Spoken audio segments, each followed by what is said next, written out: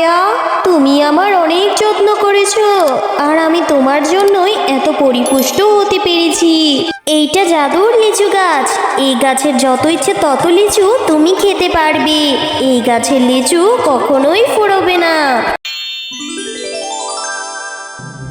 মা, ও মা, আমি একটু বান্টিদের বাড়িতে খেলতে যাই। যাই না মা, তাড়াতাড়ি বাড়ি ফিরে আসবো। তাড়াতাড়ি ফিরবি? সে কথা কি মনে থাকে তোর? একবার যদি বাড়ি থেকে বের হোস খেলার নাম করে, আর তো বাড়ি ফেরার নামই নিস না। যাই না মা, বাড়িতে একা একা খেলা করতে আমার একদম ভালো লাগে না। ঠিক আছে, যাবি যা, তবে তাড়াতাড়ি যেন বাড়িতে ফিরবি।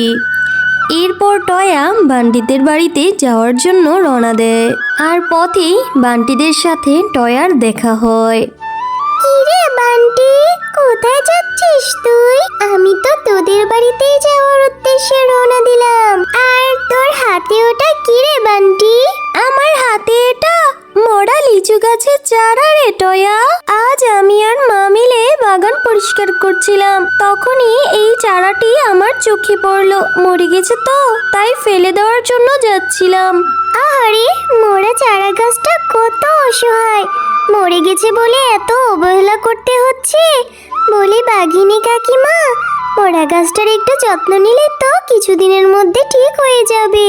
ধুর টয়া, তুই দেখি পাগলের মতো কথা বলছিস। এই মরা গাছটার যত্ন নিয়ে কি হবে আমার? না দিবে পাতা আর না দিবে ফল।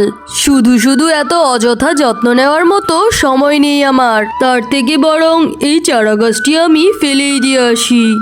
না কাকিমা, এই মরা গাছের চারাটা তুমি ফেলে দিও না, তার থেকে বরং তুমি আমাকেই দিয়ে দাও। বাবা, সামান্য একটা চারা গাছের জন্য তোর এত দরদ? আর দরদ হবেই না কেন? তোদের মতো গরিবদের আবার দয়া মায়া একটু বেশিই থাকে।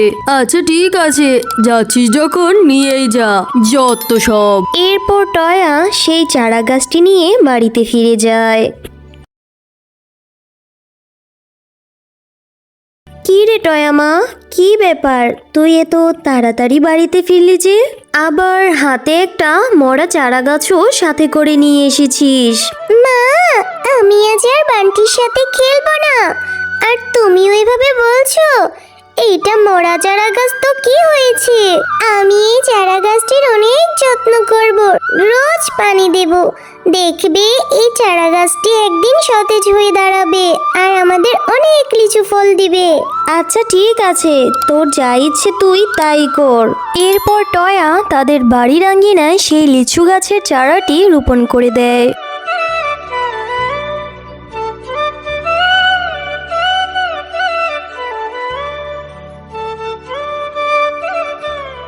রোজ সকালে টয়া গাছটিতে পানি দেয় এবং খুব যত্ন করতে থাকে।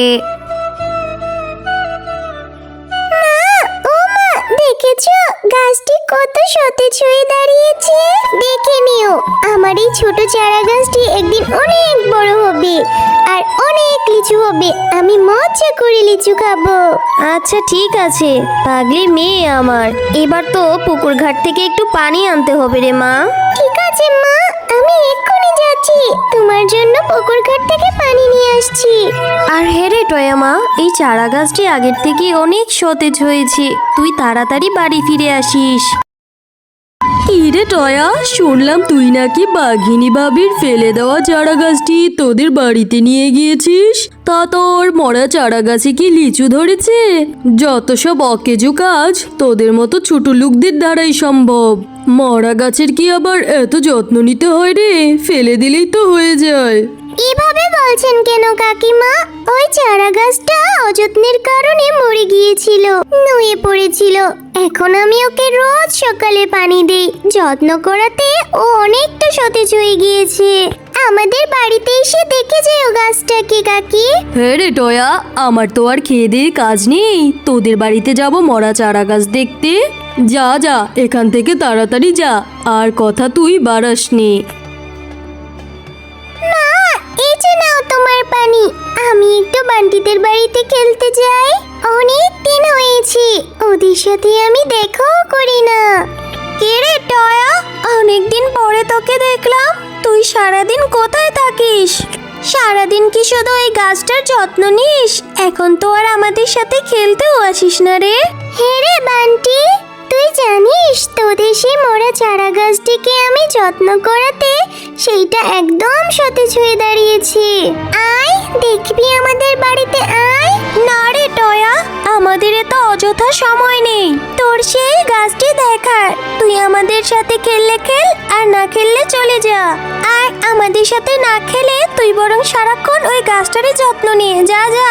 এরপর টয়া বান্টিদের কথায় কষ্ট পেয়ে ওখান থেকে চলে যায়। আর কারো কথাই কান্না দিয়ে টয়া সেই চারা গাছটির রোজ যত্ন করতে থাকে। মা, ও মা, দেখো আমার সেই লিচু গাছটি কত বড় হয়ে গিয়েছে। আমার কত লিচুও ধরেছে মা। আমি এখন রোজ লিচু খেতে পারবো, তাই না মা? হ্যাঁ রে টয়া মা, গাছটির জন্য আমিও তো তোকে বকেছিলাম, কিন্তু গাছটি জুড়ে অনেক লিচু এসেছে। আর তুই এখন থেকে রোজ লিচু খেতে পারবি। টয়া, তুমি আমার অনেক যত্ন করেছো, আর আমি তোমার জন্যই এত পরিপুষ্ট হতে পেরেছি। এইটা জাদুর লিচু গাছ, এই গাছের যত ইচ্ছে তত লিচু তুমি খেতে পারবে। এই গাছের লিচু কখনোই ফুরোবে না। আর এই গাছের লিচু বিক্রি করেও তোমরা অনেক আয় উপার্জন করতে পারবে। এরপর টয়ার মা গাছ থেকে লিচু পেড়ে সেগুলো নিয়ে বাজারে বিক্রি করতে যায়। এই লিচু আছে গো, লিচু তরতাজা লিচু, রসে ভরা টসটসে লিচু। কিরে শেফা শিয়ালিনী, তুই এত টসটসা লিচু কোথায় পেলি? আর লিচুগুলো তো অনেক টসটসে দেখা যাচ্ছে। তোদের বাগানে তো কোনো লিচু গাছের চারাও ছিল না, তাহলে তুই এত লিচু কোথায় পেলি রে শেফালি? আরে বাঘিনী ভাবি যে, আমার মেয়ে টয়া কোথা থেকে যেন একটা মরা গাছের চারা নিয়ে এসেছিল। আর সেই মরা গাছটির রোজ যত্ন করাতে সেই গাছটি সতেজ হয়ে যায়। আর সেই গাছটি কিছুদিনের মধ্যে অনেক বড় হয়ে যায়। আর ওই গাছটিতে এত বড় বড় টসটসে লিচু ধরেছে গো। ওই গাছ থেকে তো আমি লিচু ছিঁড়ে আনলাম বিক্রি করার জন্য। এই কথা শুনে বাঘিনী টয়াদের বাড়িতে যায়। কিরে টয়া, তুই দেখি আমার চারা গাছটাকে অনেক বড় করেছিস, আর ভালোই তো লিচু ধরেছে। এই গাছটা আমার, তাই এই গাছটার সকল লিচুও আমার। আমি এখনই সব লিচু ছিঁড়ে নিয়ে যাব, দাঁড়া। এই কথা বলে বাঘিনী গাছটির কাছে যেতেই গাছটি তাকে শখ দিতে থাকে। ওরে বাবা রে, ওরে মা রে, বাঁচাও আমাকে। এদিকে জাদুর লিচু গাছ, লিচু গাছ আমাকে ছেড়ে দাও, আমি আর কখনো এরকম করব না।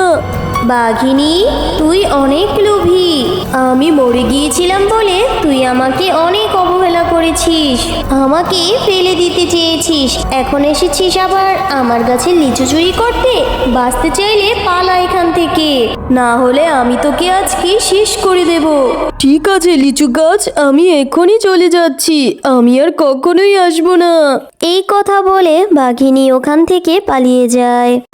হ্যালো বন্ধুরা, গল্পটি ভালো লেগে থাকলে চ্যানেলটি সাবস্ক্রাইব করে দিবেন এবং পাশে থাকা বেল আইকনে প্রেস করে আমার পাশেই থাকবেন। ধন্যবাদ।